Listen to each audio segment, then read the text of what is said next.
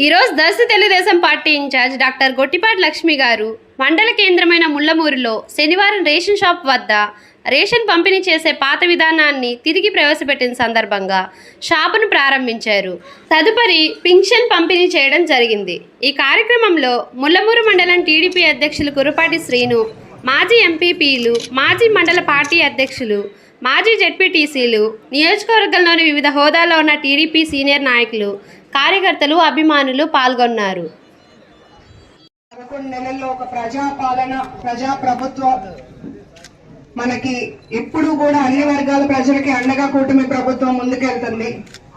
ఇచ్చిన మాట ప్రకారం పెన్షన్ 3000 నుండి 4000 చేసి, అంతే వికలాంగులకు 6000, లెప్రసీ డయాలసిస్ పేషెంట్లకు 10,000, పూర్తిగా మంచానికి పరిమితమైన వాళ్ళకి 15,000 రూపాయలు ఇస్తుంది మన కూటమి ప్రభుత్వం.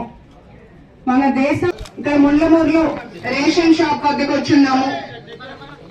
గత ప్రభుత్వంలో రేషన్ ద్వారా ఎన్నో అక్రమాలు జరిగాయి.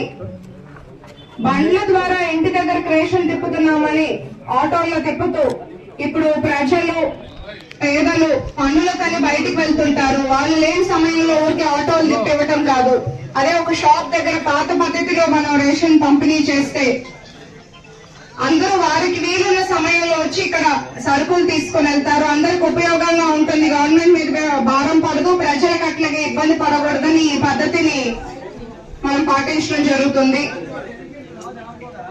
చంద్రబాబు నాయుడు గారు, లోకేష్ గారు, పవన్ కళ్యాణ్ గారు అందరూ మన రాష్ట్రాన్ని అభివృద్ధి పదంలో తీసుకెళ్ళడానికి ఎంతో కష్టపడుతున్నారు.